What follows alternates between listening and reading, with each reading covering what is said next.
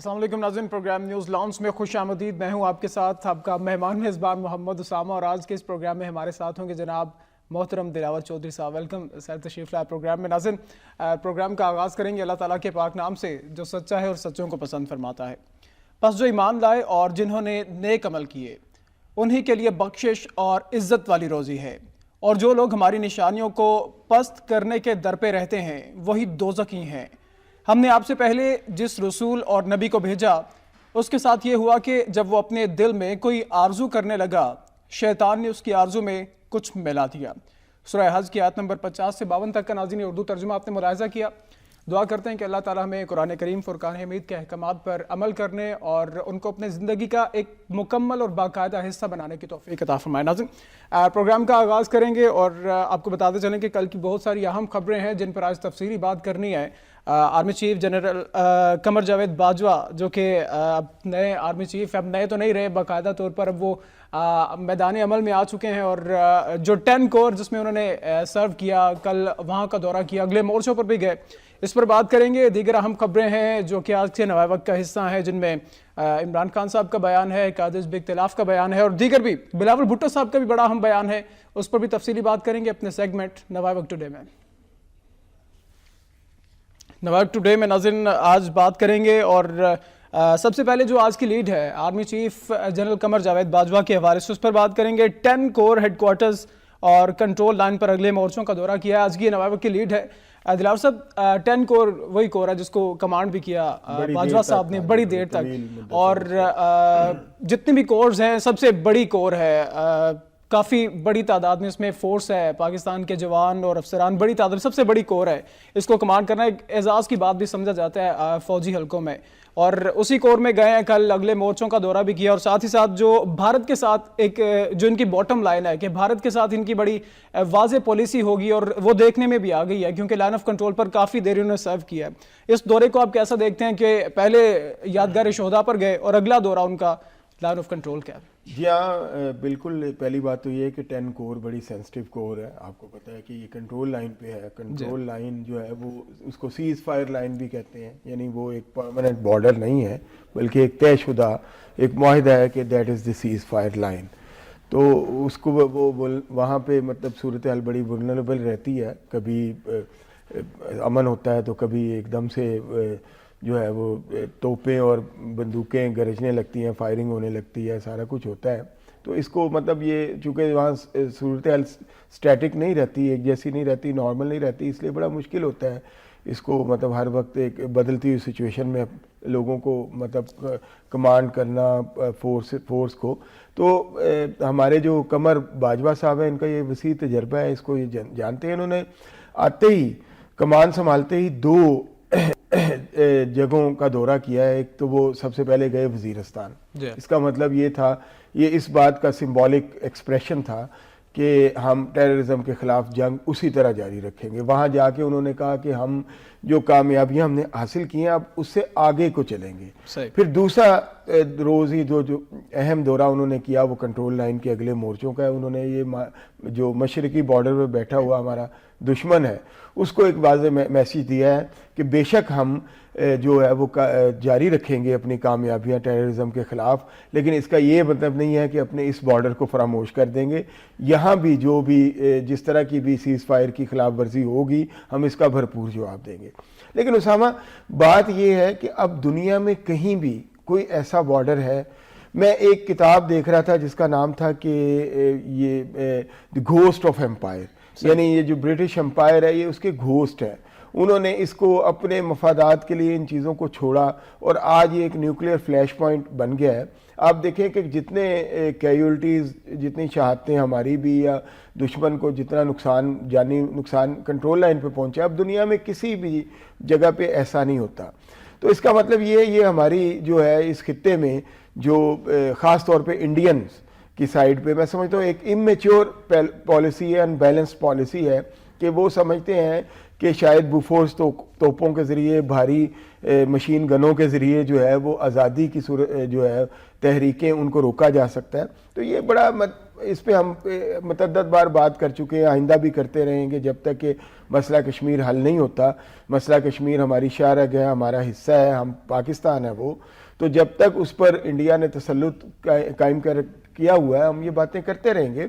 لیکن میں یہ کہنا چاہتا ہوں کہ کچھ ایک ریئلائزیشن ہوتی ہے. دیکھیں جنہوں نے یہ گھوسٹ پیدا کی ہیں, وہ امپائرز ہیں, وہ تو ابھی تک اپنے مفادات کے در پہ ہیں, اپنے مفادات کو ہمیشہ آگے رکھتے ہیں, اگرچہ کہ وہ انسانی حقوق کے چیمپئن کہلاتے ہیں, کبھی جو بھی جمہوریت کے چیمپئن کہلاتے ہیں, لیکن جب ان کے مفادات آتے ہیں تو یہ ثابت کرتے ہیں کہ only one thing prevails and that is the interest. ٹھیک ہے, وہ انہوں نے کبھی مودی کو نہیں پوچھا. ایک دفعہ جب ہم اکثر یہ بات بھی کرتے ہیں کہ ڈیوڈ کیمرون پرائم منسٹر تھے اور مودی گئے اور چاروں طرف سے گھیرا ہوا تھا 10 ڈاؤننگ اسٹریٹ کو مظاہرین نے, جس میں سکھس بھی تھے, کشمیریز بھی تھے اور ان کے دلتس بھی تھے اور مسلمان, انڈین مسلمان بھی تھے, سارے تھے. لیکن وہاں بڑے آرام سے بات ہو رہی تھی کہ جی کیسے بزنس کو آگے بڑھایا جائے. بالکل نہیں کسی نے پوچھا ان سے کہ جناب یہ اتنے سارے لوگ آپ جو لے کے آئے ہیں اپنے ساتھ مظاہرین, تو ان کا معاملہ کب حل کریں گے؟ تو اس کا مطلب ہے کہ ہمیں خود بھی, مطلب انڈینز کو بھی اب اس پالیسی کو سمجھنا چاہیے کہ یہ اس طرح صورتحال جو ہے وہ اس کو بہتر نہیں کر سکتے اور خطے کو نارملائز نہیں کر سکتے.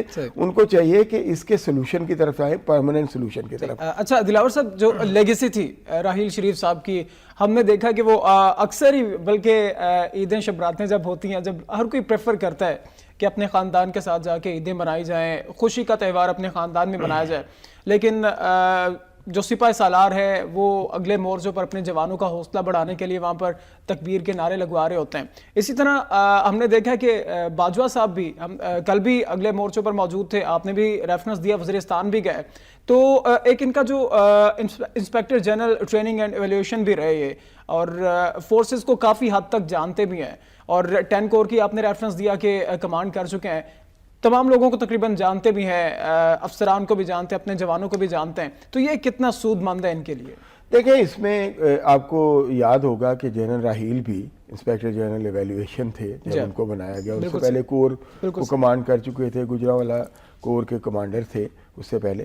تو جہاں تک قمر جاوید باجوہ صاحب کا تعلق ہے, اس پر بہت کچھ میڈیا میں آ چکا ہے, ہم نے بھی دیکھا, آپ نے دیکھ چکے ہیں, اور ہم جانتے ہیں کہ از اے تھورولی پروفیشنل جو ہے نا, وہ جانتے ہیں کہ اپنے لڑا کیسے جاتا ہے, لڑایا کیسے جاتا ہے. کمانڈر جو ہے وہ وہی صحیح کمانڈر ہوتا ہے نا. دیکھیں نا, آپ نیپولین تھا, تو نیپولین جو تھا وہ جب بھی جنگ ہوتی تھی تو وہ سب سے پہلے لیڈ فرام دی فرنٹ کرتا تھا, سب سے پہلے سب سے آگے ہوتا تھا, کیونکہ اس کو پتا تھا کہ لڑا رہا اسی وقت جا سکتا ہے جب آپ سب سے پہلے آ کے لڑیں گے, لیڈ فرام دی فرنٹ. تو ہمارے یہ جو آرمی چیف ہیں یکے بعد دیگرے, خاص طور پہ جو آئے ہیں جنرل راحیل ہیں, اس کے بعد یہ ہیں, یہ بھی اپنے عمل سے یہ ثابت کر رہے ہیں کہ وہ لیڈ فرام دی فرنٹ کرنا جانتے ہیں. تو لیڈ فرام دی فرنٹ جو ہے یہی اصل ایشو ہوتا ہے. تو اگر وہ اسی طرح آگے بڑھ کے اپنی عیدیں ہمارے مستقبل پہ قربان کرتے رہیں گے, اپنی خوشیاں جو ہیں وہ ہمارے مستقبل پہ قربان کرتے رہیں گے, مورائل کو وہ بوسٹ کریں گے. دیکھیں ایک تیسری چیز بھی ہے نا, ہم نے 2 چیزوں کی بات کی کہ جنرل قمر باجوہ ایک تو وزیرستان گئے, ٹیررزم کے خلاف ایک میسیج دیا, پھر دوسرا ہی دورہ انہوں نے کنٹرول لائن کے پہ کیا, انڈیا کو ایک میسیج دیا. ایک تیسری بات بھی کی جو سب سے پہلی بات تھی کہ وہ جب انہوں نے وہ کمانڈ سٹک لی ہے, وہ سیریمنی ہوئی ہے, تو وہ میڈیا کے پاس آئے, بڑی مختصر سی بات کی. انہوں نے کہا آپ نے morale جو ہے وہ فوج کا بلند کرنا ہے, مایوسی نہیں پلانا. مایوسی کی بات جو تیسرا محاذ ہے میڈیا کا, یعنی morale کو بلند کرنا میڈیا کے حوالے سے, خود اس کا مطلب یہ ہے کہ وہ اس اسپیکٹ کو بھی بڑی گہری نظر رکھے ہوئے ہیں کہ اپنی فوج کا, اپنی قوم کا morale جو ہے اس کو بلند رکھنا ہے, کیونکہ بیسک چیز morale ہے. morale بلند ہوگا تو ہی وزیرستان جیسے جو نازک علاقے ہیں. تو پھر دلاور صاحب اس سے ہم یہ سمجھ لیں کہ ان کی لائن واضح ہے. وزیرستان یعنی وہاں جانے کا مقصد یہ ہے کہ دہشت گردی کے حوالے سے دیکھا جائے کہ معاملات کہاں تک پہنچے ہیں. آلریڈی انہیں کافی ساری بریفنگز ہوں گی, ان کے نالج میں تمام چیزیں, لیکن وہاں پر جانا اور یہ شاید ان کا روڈ میپ کلیئر کرتا ہے, ان کا فریم مائنڈ کلیئر کرتا ہے کہ دہشت گردی کو بھی دیکھنا میں نے, اور بھارت کا جو طریقہ ہے اس کو بھی میں نے دیکھنا ہے کہ وہ کیا طریقہ اختیار کر رہا ہے. پہلے وزیرستان پھر لائن آف کنٹرول. اور ان دونوں چیزوں کو اس طرح دیکھنا ہے کہ اپنی قوم اور فوج کا مورائل جو ہے اس کو نہیں گرنے دینا بلکہ بلند کرنا ہے. صحیح. اچھا دلاور چودھری صاحب، اب آرمی چیف کی تو ہم نے بات کر لی بڑا زبردست. میں ایک جملے پہ ایک اور میں آپ کی بات کاٹ رہا ہوں معذرت، کہ انہوں نے سمجھا ہے کہ مورائل بھی ایک بہت بڑا محاذ ہے اور اس کے لیے میڈیا کو انگیج رکھیں. لیکن وہ خود آئے اور آگے انہوں نے کہا بھی آپ لوگوں نے مورائل کو بلند رکھنا ہے. یہ بھی پہلے بالکل آپ صحیح کہہ رہے ہیں، پہلے بہت گیپ تھا. آرمی چیف اتنے عموماً راحیل شریف صاحب بھی ہم نے کبھی دیکھا نہیں ہے کہ اتنے زیادہ میڈیا کے ساتھ، لیکن یہ اچھی چیز ہے تھوڑا سا جو گیپ کم کیا. اور پہلے دن جب کمان سٹرک سنبھالی ہے تو اسی دن میڈیا سے جس طرح سے اپنا ایک پیغام دے دیا کہ مایوسی نہیں پھیلانی، آپ نے مورال بلند کریں، باقی ہم دیکھ لیں گے تمام چیزیں. تو بڑی زبردست چیز ہے. لیکن آرمی چیف کے بعد اب بھارت کی بھی کچھ بات کر لیں.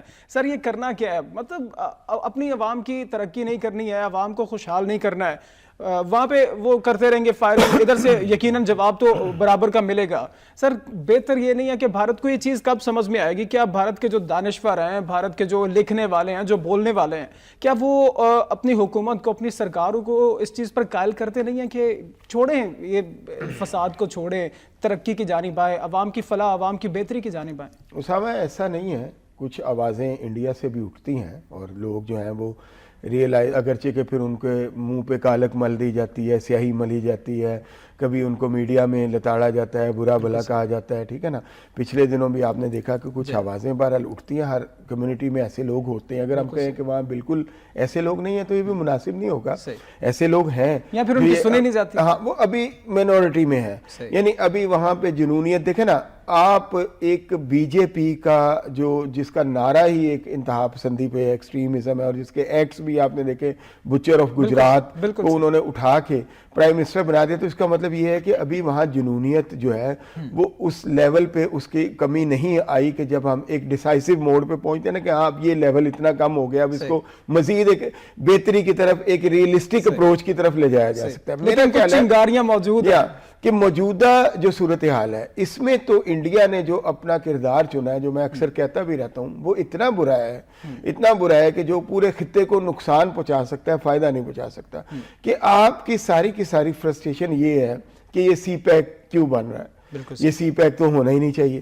پاکستان اور چائنا کی اس طرح کی کولیبوریشن، اور پھر اس کے پیچھے رشیا بھی اور ایران بھی اور بھی جو ملک ہیں، سینٹرل ایشیا کے جو ملک ہیں، وہ کہہ رہے ہیں ترکمانستان، قازقستان، یہ وہ، تو یہ سارے جو ہے ایک بڑا ایک ٹریڈ روٹ بن رہا ہے. پھر آگے چل کے اوبور کنٹریز والی جو بات ہے، 65 کنٹریز کی ٹریڈ، اور پھر اس سے بھی بڑے جس میں یورپ کے لوگ بھی شامل ہیں. کئی دفعہ یہ بات کر چکا ہوں.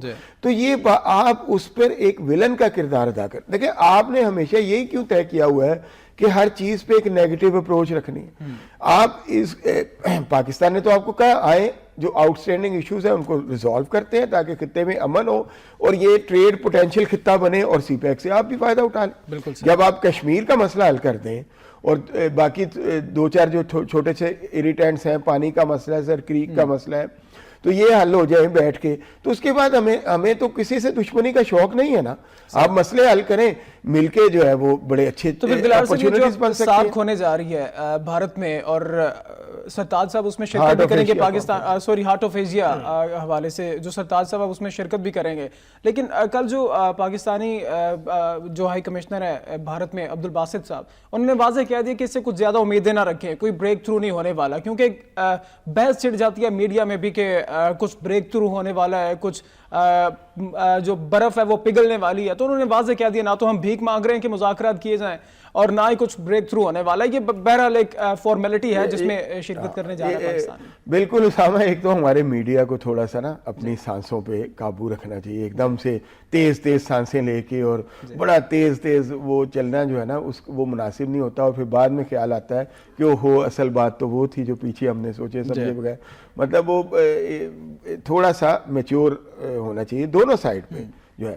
اور یہ ریئلسٹک بات ہے کہ کوئی بریک تھرو، دیکھیں ہارٹ آف ایشیا کانفرنس کا بنیادی مقصد جو ہے وہ افغانستان کی صورتحال جو ہے اس کو بہتر بنانا ہے، افغانستان کے لیے ریمیڈیز، اچھی ریمیڈیز تلاش کرنا ہے، بنیادی بات جو ہے. تو اگر آپ کا جو ملک یہ ہارٹ آف ایشیا کانفرنس منعقد کر رہے ہیں، اگر ان کے درمیان تعلقات اس طرح کے ہوں گے، اس طرح اس خطرناک حد تک پہنچے ہوئے کہ اتنے فوجی جو ہیں وہ کنٹرول لائن میں ان تعلقات کی نظر ہو رہے ہیں ڈے بائی ڈے، تو وہ وہاں پہ کسی تیسرے ملک کے لیے کیا ایک اچھی چیز تلاش. لیکن دلاور صاحب ایک جو بحث اب بہرحال ایک پرسیپشن یہ بھی ہے, ایک بلکہ اسٹرانگ وائس ہے یہ کہ پاکستان کو اس میں شرکت نہیں کرنی چاہیے. جس طرح سے بھارت نے ساک میں شرکت نہیں کی اور اس کانفرنس کو ہمیں ختم تو نہیں لیکن ملتوی کیا. پاکستان کے جو دفتر خارجہ کی جانب سے کہا گیا کہ ابھی ملتوی ہوئی ہے, یعنی کہ پاکستان اس کی میزبانی نہیں کرے گا. لیکن جو یہ وائس ہے کہ پاکستان کو اس کانفرنس میں شرکت نہیں کرنی چاہیے, آپ کے نزدیک کیا پاکستان کا سٹینس ہونا چاہیے؟ کیا شرکت کرنی چاہیے, نہیں کرنی چاہیے, یا بھارت سے بدلہ لیا جائے کہ آپ ساک میں نہیں آئے, ہم ہارٹ آف ایشیا میں نہیں آتے؟ دیکھیں بات یہ ہے اسامہ کہ ایک غلط چیز کا جواب دوسری غلط چیز نہیں ہوتا.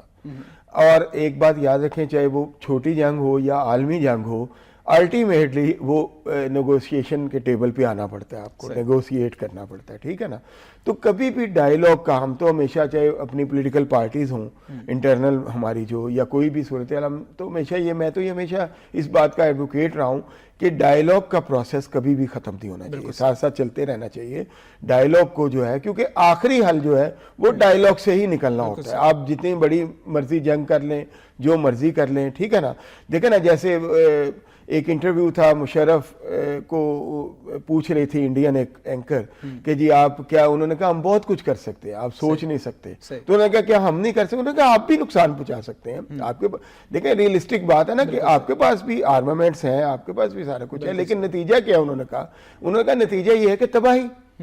تو بات یہ ہے کہ ہمیں اس تباہی سے ایک اچھے طریقے سے بچے, اور اس کا طریقہ ڈائیلاگ ہی ہے. دیکھیں ایک تو آپ غلط کام کرتے ہیں, حق خود ارادیت نہیں دیتے, اس کو ڈینائی کرتے ہیں آپ اسلحے کے زور پہ, آپ ڈنڈے کے زور پہ, آپ کسی بھی طاقت کے زور پہ, اور پھر جب کوئی آپ کو یہ کہتے ہیں کہ آپ غلط کہہ رہے ہیں تو آپ کہتے ہیں میں نہیں بولتا, جاؤ میں نہیں بولتا. جو ہپوکریسی بھی ہے نا, دیکھیں ابھی اگر ساک میں آپ بھیجتے نہیں اپنا نمائندہ اور خود آپ آ کے پرائم منسٹر کے گھر پہ آ جاتے ہیں رائیونڈ میں, تو یہ ہپوکریسی کو بھی تو کاؤنٹر کرنا ہے. یہ اتنا زیادہ جو ایک ایموشنالٹیز ہیں ریلیشننگ میں کہ کبھی آپ ایک نیچے کے لیول پہ جو مذاکرات ہے یا ڈیلیگیشن کی ضرورت ہے یا جو بھی ہے, آپ وہاں اپنا نمائندہ نہیں بھیج رہے, بالکل ٹھیک آپ نے, اور ایک طرف آپ ایک دم سے آتے ہیں کہیں سے اور اپنا طیارہ جو ہے وہ لاہور کی فضاؤں میں اتار لیتے ہیں ایئرپورٹ پہ, اور آ کہتے ہیں جی میں تو مبارکباد دینے آ رہا ہوں, میرے تو یہ تو فلاں.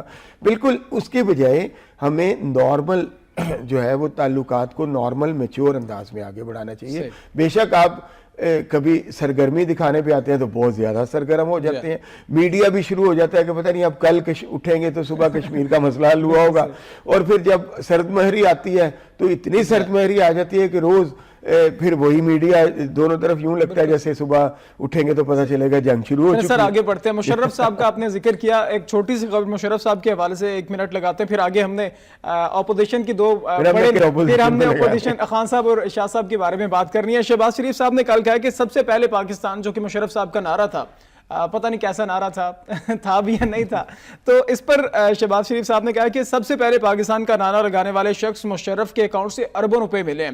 آپ انہیں ڈکٹیٹر کہیں, بالکل تھے, انہوں نے ایک جمہوری حکومت کی بساط لپیٹی, بالکل حقیقی بات ہے. لیکن کیا آپ اس بات سے اتفاق کرتے ہیں کہ مشرف نے کرپشن کی اور اربوں روپے ملک کے لوٹ کر مشرف صاحب نے اپنے اکاؤنٹس میں ٹرانسفر کیے؟ دیکھیں بات یہ ہے کہ ایک تو ہمارے یہاں میڈیا کی بات ہو رہی تھی نا, تو ہم بڑی سویپی سٹیٹمنٹس دے دیتے ہیں, ٹھیک ہے نا. ہم چلیں یہ نہیں کہتے کہ کسی نے کرپشن کی ہے, لیکن ہر ایک کو اکاؤنٹیبل ہونا چاہیے. اگر وہ اپنی مطلب یہ ہے کہ ایک تو ہمارے یہاں جو مڈل ایسٹ کے شہزادے ہیں ان کا بڑا رول ہے ہمارے فائنینشیل میٹرز میں, ٹھیک ہے نا, کہ کوئی کسی کو سعودی عرب سے مدد مل جاتی ہے, کسی کو قطر سے مدد مل جاتی ہے, کسی کو فلاں سے مل جاتی ہے, کسی کو ایمریٹ سے مل جاتی ہے, ٹھیک ہے نا. نہیں ملتی تو ہمارے عوام کو نہیں ملتی, ملک کو نہیں ملتی, ٹھیک ہے نا. ان انڈیویجولز کو بڑی مدد ملتی ہے. تو آپ کو جو بھی ہے, اگر آپ لیکچر دیتے رہے, آپ کہتے ہیں جی میں تو ملینز آف ڈالرز ایک لیکچر کے لیتا رہا ہوں, یہ تو آپ آئیں اپنے سارے گوشوارے جو ہیں وہ ان کو کلیئر کریں سب کے سامنے. دیکھیں نا, جو بھی حکمران ہے یا سیلیبریٹی ہے یا پولیٹیکل فگر ہے, جس کو بھی مشرف صاحب صدر تو نہیں ہے لیکن انہوں نے ایک پولیٹیکل پارٹی بنائی ہے, میں سمجھتا ہوں کہ ایک رول ہونا چاہیے کہ جو بھی, وہ نہیں, ایسا نہیں جو ہے کہ جو گمنام, کبھی آپ کسی کے کفیل ہیں تو کبھی آپ کا کوئی کفیل بن گیا ہے, ٹھیک ہے نا. اس کی بجائے آپ کو کلیئر پالیٹکس میں آنے سے, آپ ویسے تو ہر شہری کا یہ کرنا چاہیے, لیکن پالیٹکس میں آنے کے لیے سب سے پہلے شرط یہ ہونی چاہیے کہ آپ اپنے پچھلے تمام گوشوارے کلیئر ان کو لے کے میڈیا کے سامنے لے آئے. پھر اس کے بعد کوئی یہ نکلے یا وہ نکلے تو اس پہ آپ کا نہ کسی قطری شہزادے کا خط مانا جائے گا, نہ کسی سعودی عرب کی ہیلپ مانی جائے گی, نہ کسی ایمریٹس کی مدد مانی جائے گی, ٹھیک ہے نا. پھر آپ کو آنسر پہ آپ یہ نہیں کر سکتے ہاں وہ پچھلی دفعہ یہ ہوا تھا میں نے یہ کیا. آپ کو چاہیے کہ آپ پورے جب سے آپ پیدا ہوئے ہیں تب سے لے کے کہ آپ کو کتنا انہیریٹنس میں ملا, کتنا آپ نے بزنس کیا, کہاں کیا, یہ نہیں ہے کہ موقع کی نزاکت سے آپ چیزوں کو بدلتے رکھ. میں یہ نہیں کہہ رہا کہ وہ غلط ہے, قطری شہزادے کا خط غلط ہے, یا مشرف صاحب نے اگر کسی انٹرویو میں یہ کہا ہے کہ مجھے سعودی عرب سے مدد ملی تھی ان سے امداد, تو وہ غلط ہے, یا وہ کہتے ہیں کہ میں لیکچر. آپ ایک دفعہ اپنے آپ کو ڈکلیئر کریں, ٹھیک ہے نا, declare yourself completely and then go ahead. چھوٹے میاں صاحب کی بات چل نکلی ہے تو ان پر ایک بات بھی کر لیں. کل میں سن رہا تھا بہاولپور میں میاں شہباز شریف صاحب تھے, بڑی زبردست تقریر بھی کی, اور سر جو باتیں کر رہے تھے وہ کہ میرا ڈرائیور تھا جدہ میں, احمد اس کا نام تھا, اور میں نے اسے پوچھا کہ تمہارے بچے کیا کرتے, اس نے بتایا کہ 2 بچے اسکول میں ہیں, ایک بچہ یونیورسٹی میں, اور کنگ عبدالعزیز یونیورسٹی میں, بڑی مہنگی یونیورسٹی ہے, وہاں پہ پڑھ رہا ہے. تو میں نے کہا کہ کہاں سے اتنے اخراجات پورے کرتے ہو؟ تو انہوں نے کہا کہ جی گورنمنٹ اسپانسر کرتی ہے میرے بچوں کو تعلیم کے لیے. بڑی زبردست چیز ہے.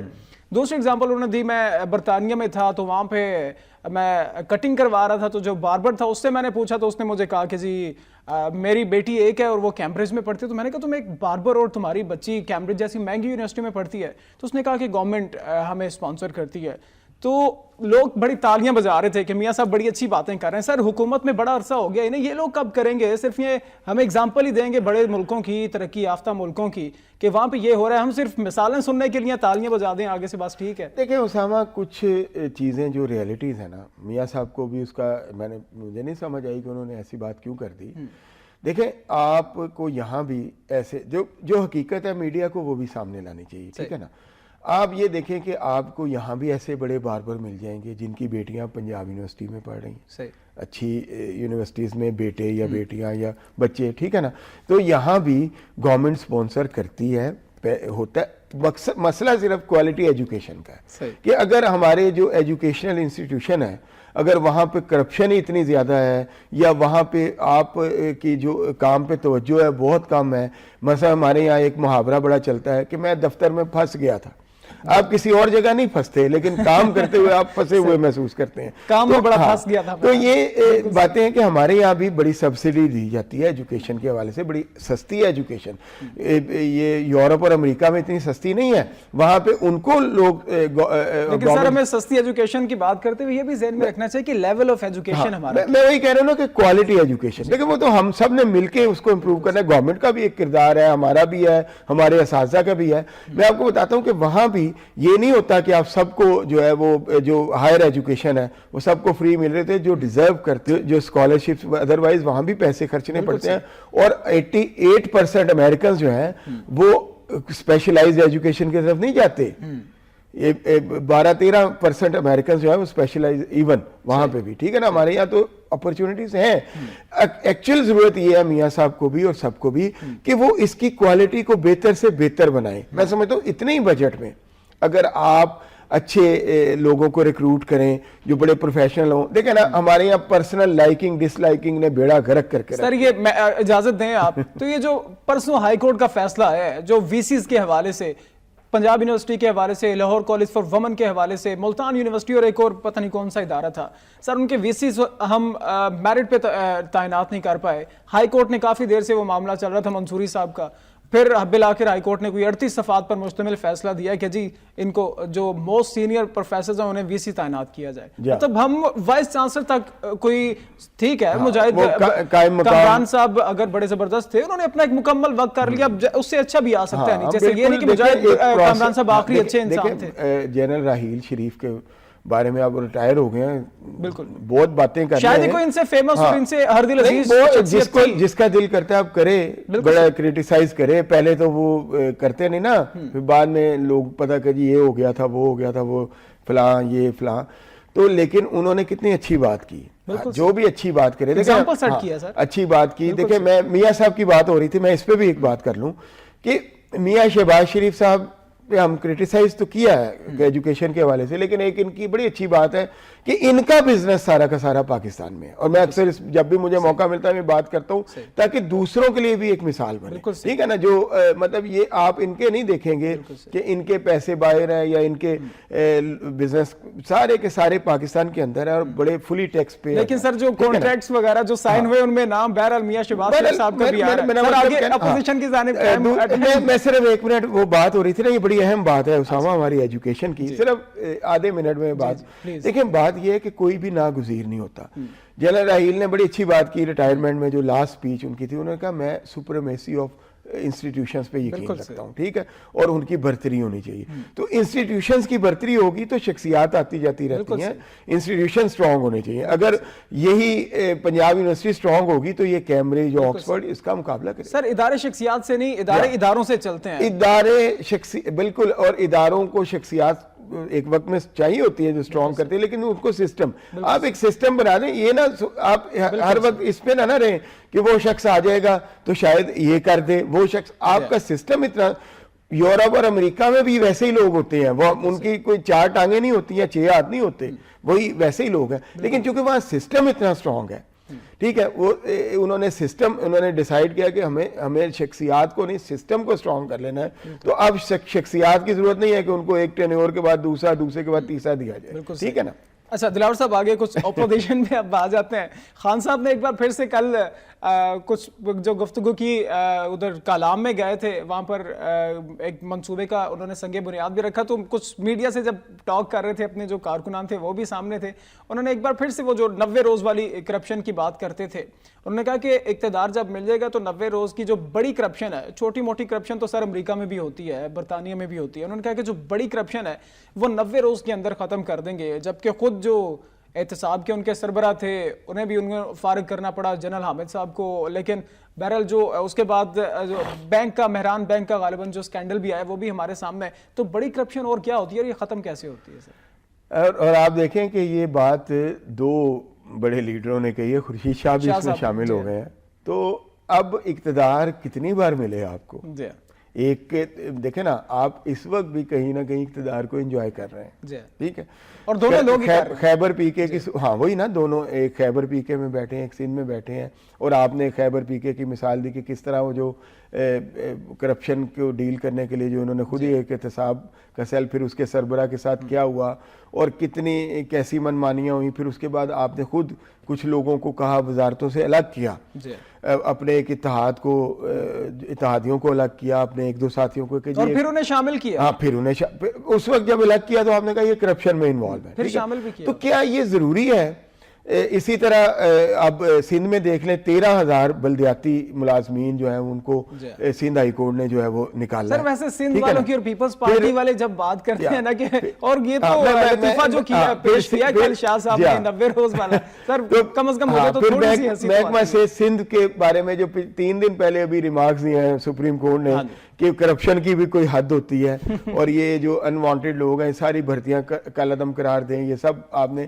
تو ان چیزوں کی موجودگی میں کیا مجھے یہ سمجھ نہیں آتی کہ اسامہ کہ کیا آپ کو کرپشن ختم کرنے کے لیے وزیر اعظم بننا ہی ضروری ہے؟ اگر آپ کو کسی صوبے کو لیڈ کر رہے ہیں اس کو ایگزامپل بنا دیں. اگر آپ ویٹ کریں گے نہیں سر یہاں کرپشن ہوتی رہی ہے, ہم اس کو دیکھیں گے. ایک فکرہ یہ بھی کہہ لیں, اجازت دیں مجھے, کہ وہ کہتے ہیں کہ بڑی کرپشن 90 روز میں ختم کروں گا, اقتدار ملا, یعنی بڑا اقتدار ملا تو بڑی کرپشن ختم ہوگی. چھوٹا اقتدار یعنی پختونخوا کا اقتدار آپ کے پاس ہے, وہاں کی کرپشن نہیں ختم کرنی, بڑی کرسی پہ. سندھ میں اور خیبر پی کے میں اگر ہم سے پہلے چھوٹی کرپشن ہی ہے تو آپ چلیں چھوٹی کرپشن ہی پہلے کرتے, پھر جب بڑا اقتدار ملے گا تو بڑی کرپشن بھی کر دیجئے, ٹھیک ہے نا. تو یہ باتیں جو ہیں, دیکھیں بات یہ ہے کہ آپ کو یہ بات کرنی نہیں چاہیے. دیکھیں میں اکثر یہ ایک مثال دیتا ہوں کہ ڈیگال کو, جو کہ بڑا ماڈرن فرانس کا بلڈر تھا, چارلس ڈیگال, اس کو کسی نے کہا کہ جی آپ بڑے ناگزیر ہیں جناب, ایک وفد آیا, اس نے کہا میری بات سنیں. ان کو لے گیا, وہ پچھلے طرف جو کھڑکی کھلتی تھی وہاں اس نے کھڑکی کھولی اور سامنے قبرستان تھا. اس نے کہا یہ جتنے لیٹے ہوئے ہیں, سوئے پڑے ہیں, یہ سارے کے سارے ناگزیر تھے, لیکن اپنے اپنے وقت پہ کام کر کے چلے گئے.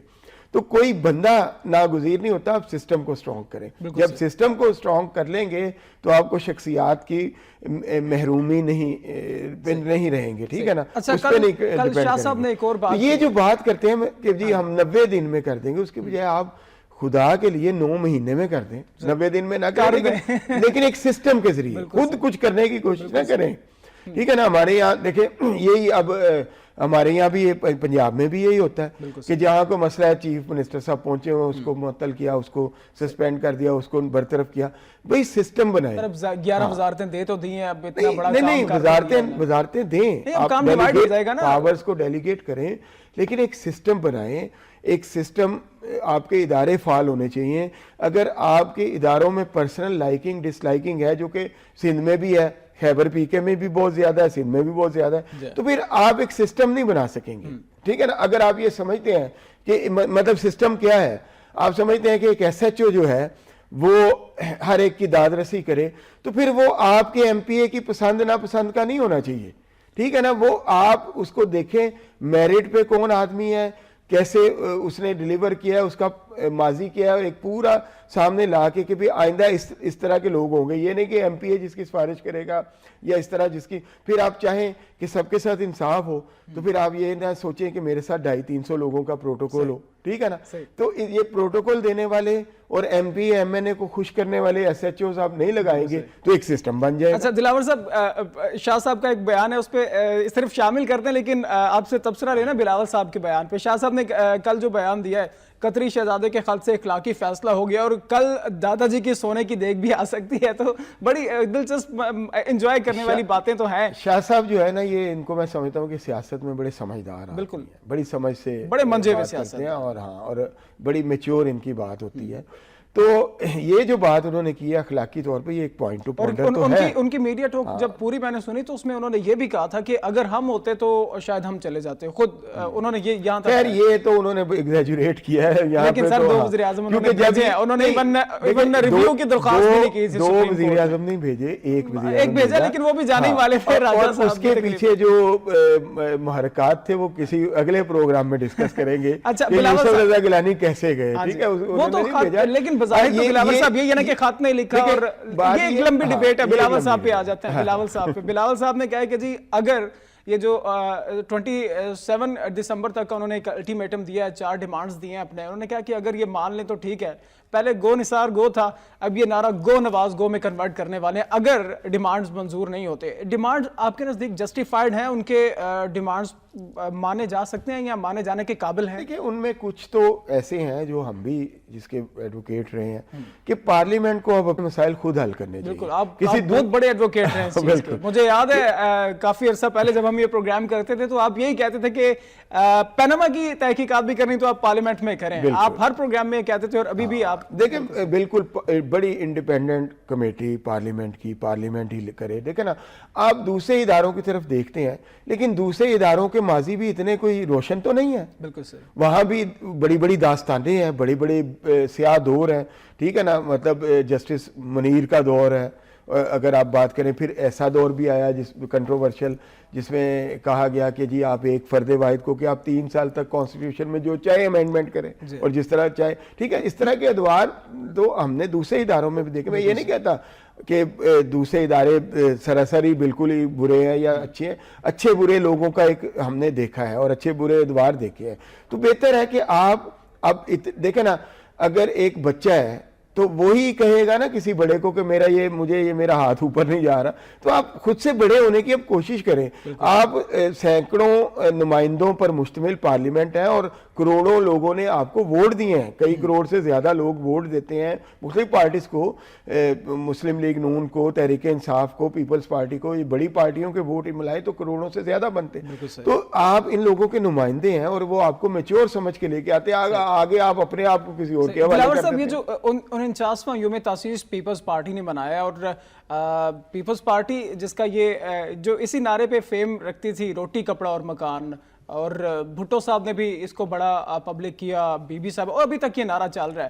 لیکن سر وہ جو کنونشن 49 میں جب شروع ہوا تو جس طرح سے یہ کھانے پہ کارکنان ٹوٹے تھے, کم از کم کپڑے اور مکان کو تو چھوڑیں, لیکن جو روٹی کی جو بھوک تھی نا 49 سالوں میں وہ ختم ہوتی نظر نہیں آئی, کم از کم پی پی کے اپنے کارکنان میں. اچھا, پیپلز پارٹی جب بنی تو اس کا نعرہ تھا روٹی کپڑا اور مکان مانگ رہا ہے ہر انسان, جس طرح کا بھی بالکل بالکل تو مانگ رہا ہے ہر انسان روٹی کپڑا. انہوں نے نعرہ تو یہی رکھا تھا, روٹی کپڑا اور مکان مانگ رہا ہے ہر انسان, تو انہوں نے یہ نہیں کہا تھا ہم دیں گے ہر انسان کو, ٹھیک ہے نا. مطلب شاید یہ اس کا مطلب لے لیا گیا موجودہ قیادت نے کہ انہوں نے کہا مانگ رہا ہے, ٹھیک ہے, مانگتا جائے, ہر انسان مانگے, ہمیں کوئی اس سے گلا نہیں ہے, اور یہ ہر انسان کی بنیادی ضرورت ہے. خیر یہ تو ایک لائٹر ٹون میں بات ہوگی. بات یہ ہے کہ جب تک آپ دیکھیں پیپلز پارٹی کا یوم تاسیس کہاں سے کہاں پہنچ گیا, ٹھیک ہے نا, کہاں بڑے بڑے ہم نے اجتماع دیکھے, اور کہاں والڈ ایک مطلب ایک ایگزیبیشن, ایک والڈ ان کا جو مظاہرہ کہ 4 دیواری بلاول ہاؤس کے اندر. تو یہ پوائنٹ ٹو پونڈر ہے. آپ محض باتوں سے نہ روٹی دے سکتے ہیں, نہ کپڑا دے سکتے ہیں, نہ مکان دے سکتے ہیں. ٹھیک ہے نا صاحب, پروگرام کا وقت ختم ہو گیا سر, بڑا زبردست گفتگو جاری تھی, لیکن انشاءاللہ کبھی موقع ملا تو دوبارہ سے آپ سے گفتگو کریں گے. تشریف آپ کا بہت شکریہ. یہ سیاستدان موقع دیتے رہیں گے. بہت شکریہ دلاور. ناظرین آپ کا بھی شکریہ, آپ نے پروگرام دیکھا. اینڈنگ پیپلز پارٹی پہ ہی کرتے ہیں. دلاور صاحب نے جو ایک آپ کہہ لیں کہ الارم ایک بار پھر سے دیا انہیں کہ ایک بڑا مجمع ہوتا تھا کسی زمانے میں پیپلز پارٹی کا, اور شاید جنہیں بڑے اجتماعات پاکستان پیپلز پارٹی نے کیے ہیں, اور جس طرح سے بی بی صاحبہ کا جو ایک فقید المثال استقبال بھی ہم نے دیکھا بھلے وقتوں میں, تو اس کے بعد اب ایک بلاول ہاؤس میں تمام کنونشن ہوں, چاہے وہ پوری پیپلز پارٹی کا کنونشن ہے یا بلوچستان یا جنوبی پنجاب کا کنونشن ہے, وہ صرف ایک بلاول ہاؤس تک محدود ہو گیا ہے. پاکستان پیپلز پارٹی کا جو وعدہ تھا روٹی کپڑا اور مکان, اور جس طرح سے میں نے پہلے ذکر کیا کہ کپڑے اور مکان کی تو خیر بات چھوڑیں, لیکن جس طرح سے کارکنان روٹی پہ ٹوٹے تھے, شاید روٹی کا وعدہ کم از کم پورا نہیں کیا پاکستان پیپلز پارٹی نے 49 سالوں میں. مجھے اجازت دیجیے, اللہ حافظ.